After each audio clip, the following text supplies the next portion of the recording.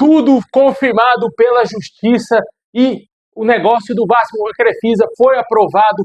Vamos falar aqui muito desse assunto, vamos falar também de ex-dono do Vasco indo para trás das grades, vamos também falar aqui da situação de jogadores importantes no time do Vasco, jogadores aí que vêm agregando muito o nosso elenco e as participações desses atletas nos jogos do Vasco. Vamos falar também do tratamento do gramado de São Januário.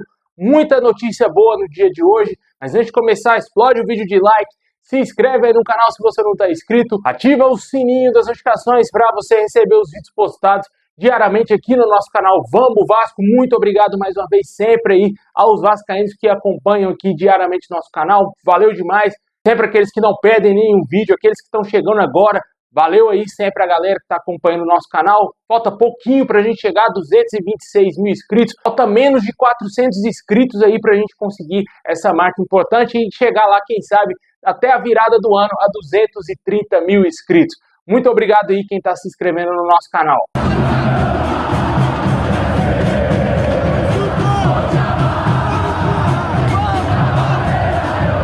Bom, pessoal, tivemos informações sobre a súmula do jogo de ontem contra o Fortaleza, né? Devido àquela confusão tremenda no fim do jogo, nenhum atleta do Vasco foi expulso após a confusão no final da partida. Apenas o Hugo Moura, durante os 90 minutos, foi expulso aí, que foi expulso no primeiro tempo, será desfalque diante do Fluminense. Havia uma certa preocupação, porque no vídeo ali, no momento que teve a confusão, mostrou o juiz do jogo, Wilton Pereira Sampaio, apontando um cartão vermelho para alguém ali do Vasco. Parecia que na imagem era o Vitor Luiz. Só que não foi para o Vitor Luiz e tampouco para algum jogador do Vasco, e sim para jogadores do Fortaleza, que foram suspensos aí após o jogo. Também o Wilton Pereira foi ao VAR e detectou quem eram os responsáveis por aquela confusão, e jogadores do Fortaleza foram expulsos na súmula do árbitro que apitou o jogo. Com certeza, muito importante para o Vasco não ter perdido ninguém para o clássico diante do Fluminense, e não vamos ter desfalques, exceto aí o Hugo Moura. E além disso, também vamos ter o retorno do PH, né? Uma ótima notícia, né? O jogador deverá treinar aí normalmente com o elenco vascaíno durante essa semana, e o Vasco só joga na segunda-feira contra o Fluminense, vai ter aí mais alguns dias para trabalhar, e certamente aí o Diniz vai utilizar o PH como titular, deverá colocar ali novamente o Tietê na volância ao lado do Barros, né? Eu acho que o Hugo Moura nem tinha mais que voltar como titular até o restante dessa temporada, vai, para meio que ser punido pelo que ele fez. Foi muito grave, cara. A expulsão dele foi expulsão infantil, poderia pôr tudo a perder, comprometeu demais a equipe. Se não fosse o Barros se duplicando ali dentro de campo, o Vasco talvez poderia ter sofrido mais, e o Fortaleza, no mínimo, ter empatado o jogo, né? Mas também tivemos ali o milagreiro São Léo Jardim lá nos gols, embaixo das traves, salvando tudo ali, ajudando o Vasco, e também o garoto prodígio, a joia, como vem sendo tratado aí o garoto Ryan lá na frente para fazer o gol, e também o DVD, a lei do ex que nunca falha, né? E por falar no DVD, o jogador que está voltando de lesão, né, cara, já tem um tempo aí que se recuperou da lesão, mas não fez pré-temporada, não trabalhou tanto assim com esse elenco vascaíno durante esse ano, devido à gravíssima lesão que ele teve no joelho no ano passado, e ele já soma 5 participações em gols no Campeonato Brasileiro. Para efeito de comparação, no ano passado ele participou em 7, mesmo jogando até ali mais um pouquinho da metade, né, quando veio a sua lesão no jogo diante do Cruzeiro. Claramente aí o David é um jogador importante, mesmo sendo reserva. Até falei isso no nosso pós-jogo ontem, que é um jogador que eu gosto muito, que o Diniz tem que dar mais oportunidades para ele fazer bons jogos, porque é um atleta de qualidade, ele precisa de um pouco mais de confiança, né? Porque vindo também de uma lesão daquele nível ali, cara, uma lesão de LCA, ligamentar de joelho, não é qualquer um que consegue retomar o bom futebol, e o David voltou bem, cara, tá ok aí o futebol do David, mas ele pode mais. Eu tenho certeza absoluta que no ano que vem, ele fazendo uma boa pré-temporada, pegando mais ritmo de jogo, ganhando mais minutos, ele pode ser importantíssimo para a temporada vascaína também, na minha opinião. Isso se o Vasco talvez não negociá-lo, né? Já que se o Vasco for para a Libertadores, a gente espera que o Vasco contrate muitos jogadores importantes para que o Vasco possa ganhar a Libertadores em 2026, assim a gente espera. O David é um jogador que, na minha opinião, o Diniz tem condições sim de potencializar ele ser útil para o Vasco, no mínimo, para a próxima temporada também. E além dele, tivemos outros destaques, né, cara? Como o Carlos Cuesta, por exemplo, jogador que até desde a sua chegada ao Vasco fez 5 jogos, 4 como titulares, 1 gol marcado, já na estreia ele já fez um gol. O jogador tem cerca de 89% de acerto no passe, 65% de eficácia nos duelos, 27 cortes, 11 desarmes, 46 ações defensivas, e 0 erros defensivos graves.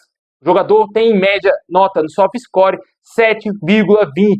Com certeza, muito importante essa contratação, um jogador que agregou demais o sistema defensivo do Vasco, ao lado também do Robert Renan, mas o Carlos Cuesta é um jogador de mais qualidade, né? Na minha opinião, o Cuesta é um jogador que com certeza merece estar na próxima Copa do Mundo jogando pela Colômbia. Se ele se destacar bem com o Vasco e também, quem sabe, o Vasco sendo campeão da Copa do Brasil, certamente ele estará na próxima Copa. Torcemos muito por esse jogador, né, que veio para o Vasco quase que desacreditado, né, estava lá na reserva do Galatasaray. O Vasco fez um esforço tremendo para contar com ele. É sempre bom lembrar que o Carlos Cuesta quase não vinha para o Vasco. Ele estava palavrado com o Spartak Moscou lá da Rússia por detalhes entre o Galatasaray, o clube que o atleta ainda pertence, está somente prestado ao Vasco, não conseguiu entrar no acordo com o Spartak Moscou e detalhes fizeram que o negócio melasse e o Carlos Cuesta viesse para o Vasco. Sempre bom lembrar isso. Por pouco o jogador não estava hoje como zagueiro do nosso time, né? E o Vasco poderia até mesmo perder muito tempo e não conseguir contratar um outro zagueiro ali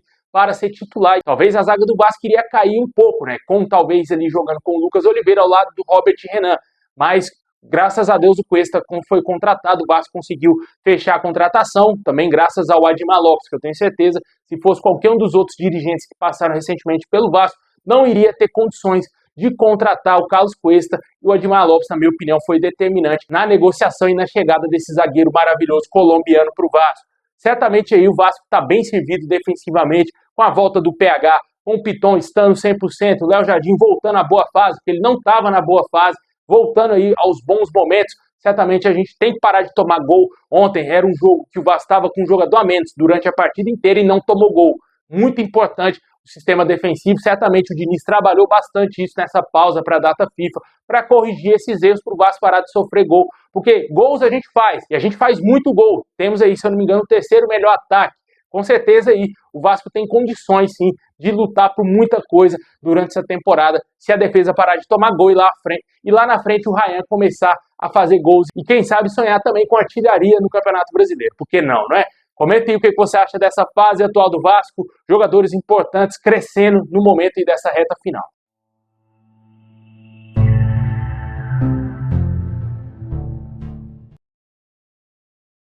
Bom, pessoal, tivemos informações sobre o gramado de São Januário. Responsável por cuidar do gramado de São Januário, a Greenleaf, falou sobre as ações que estão sendo feitas para melhorar o campo e explicou o motivo das manchas. Abre aspas aí para a empresa. Aproveitando a pausa da data FIFA, o time Greenleaf entrou em campo em São Januário. Durante essa janela sem jogos, realizamos uma série de ações estratégicas voltadas à melhor estética e à manutenção de performance do gramado. Vale lembrar que o campo de São Januário tem mais de uma década e, com o tempo, a grama passou por mutações naturais que alteraram sua tonalidade, o que pode causar manchas visuais, mas sem qualquer impacto na jogabilidade ou segurança dos atletas. O que foi feito nesse período? Replantio de pequenas áreas com maior desgaste, aplicação de adubos bioestimulantes para estimular a rebrota, recompactação e top dressing para melhorar a oxigenação e a densidade do solo. Essas ações garantem que o gramado siga entregando os altos níveis de desempenho e segurança, enquanto minimizamos os efeitos visuais até a futura renovação completa do gramado, que só deverá acontecer quando São Januário estiver totalmente reformado, né? Com certeza, uma notícia muito boa, né? Porque visualmente é muito feio, mas a bola estava rolando bem, né? Os jogadores não se queixavam do estado do gramado de São Januário, mas para quem assiste os jogos, para quem estava acompanhando ali o jogo do Vasco, principalmente à tarde, né? Quando o sol ainda estava batendo no gramado, era visivelmente nítido que estava muito feio mesmo. E a empresa vem fazendo esses reparos aí para melhorar a estética do gramado de São Januário. Comentem o que você acha dessa reparação que vem sendo feita lá no nosso gramado. O Vasco que só volta a jogar em São Januário diante do São Paulo. Vamos ter jogos fora de casa, né? Maracanã, por mais que seja do Vasco, mas o Vasco não joga lá. Vai enfrentar o Fluminense na segunda-feira. O mando é do Vasco. Infelizmente o Vasco fez acordo com o Fluminense para jogar os dois jogos, tanto do Brasileirão e da Copa do Brasil, no Maracanã. E assim fez esse acordo também com o Flamengo. E também o outro jogo será fora de casa diante do Red Bull Bragantino. E só depois que vamos enfrentar o São Paulo em São Januário. E até lá a gente espera que o gramado esteja totalmente mais bonito, mais agradável de se ver do que nas últimas rodadas do Brasileirão. Bom, pessoal, agora vamos falar de um assunto muito sério, cara. Lembra dele, cara? O ex-dono da 777 Partners, ex-dono da SAF do Vasco, Josh Wander.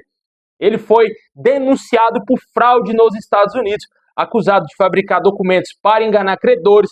Os valores envolvidos podem chegar a cerca de 500 milhões de dólares. Josh Wander, por meio da 777 Partners, possuía clubes em 7 países diferentes, incluindo o Vasco. A acusação de um tribunal em Nova York inclui fraude eletrônica e conspiração. O ex-dono da SAF do Vasco, por sua vez, negou todas as acusações, mas ele em breve deverá ser acusado e cumprir uma pena pesadíssima lá nos Estados Unidos, porque lá bandido não tem vez, né? Só que no Brasil que bandido é tratado como rei, sai da cadeia e é aplaudido, né, mano? Muita coisa acontece aqui no Brasil. Infelizmente, esses caras vieram pro Vasco, os famosos ratos de boné, pisaram no Vasco e não fazem mais parte aí do nosso clube, até porque quem está gerindo o negócio da antiga 777 Partners é a CAP e está muito aberta a negociar a venda da SAF do Vasco, que possivelmente será para a Crefisa, que é a potencial futura nova dona aí da SAF do Vasco, que até agora é a única empresa que tem o interesse, que temos o nome vazado, que tem o interesse em adquirir a nossa SAF e também o name right de São Januário.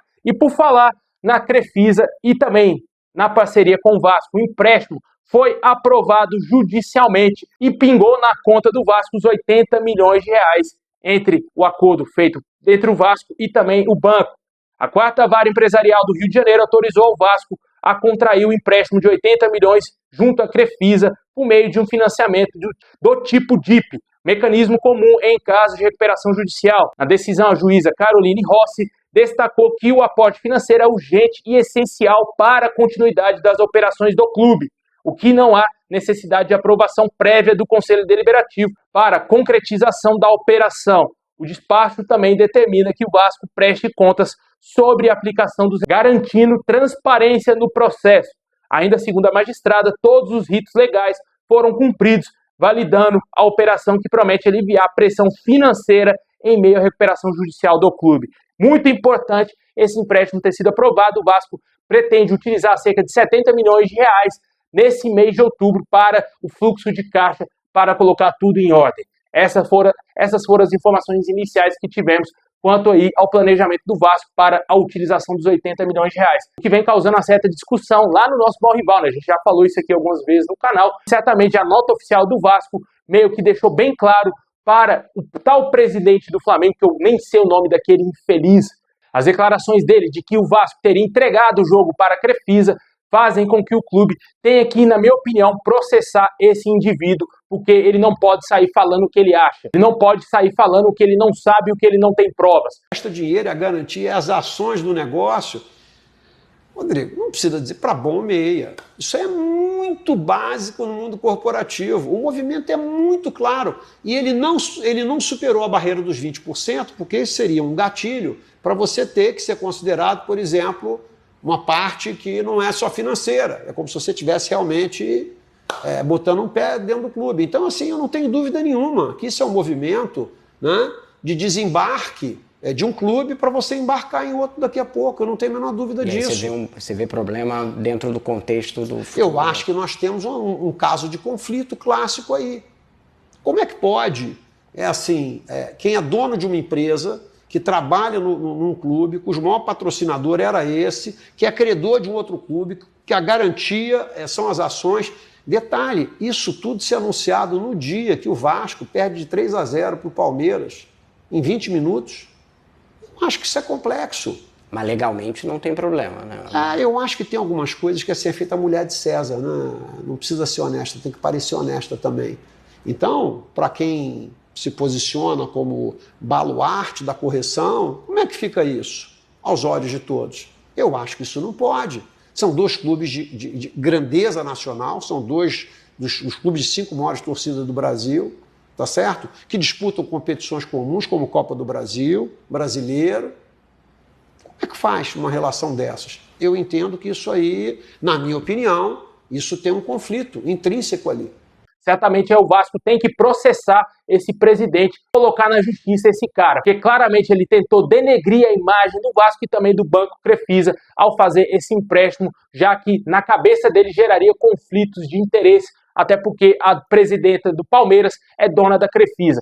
E o Palmeiras hoje em dia não é mais patrocinado pela Crefisa, o que não tem nem fundamento nessas alegações desse presidente do Flamengo, né? Comenta aí o que você acha desse dinheiro pingando na conta, tudo certo entre Vasco e Crefisa, ó, empréstimo garantido. E agora o próximo passo, lógico, é a venda da SAF do Vasco para o banco. E muito possivelmente o ano que vem devemos ter a Crefisa como nova dona da nossa SAF.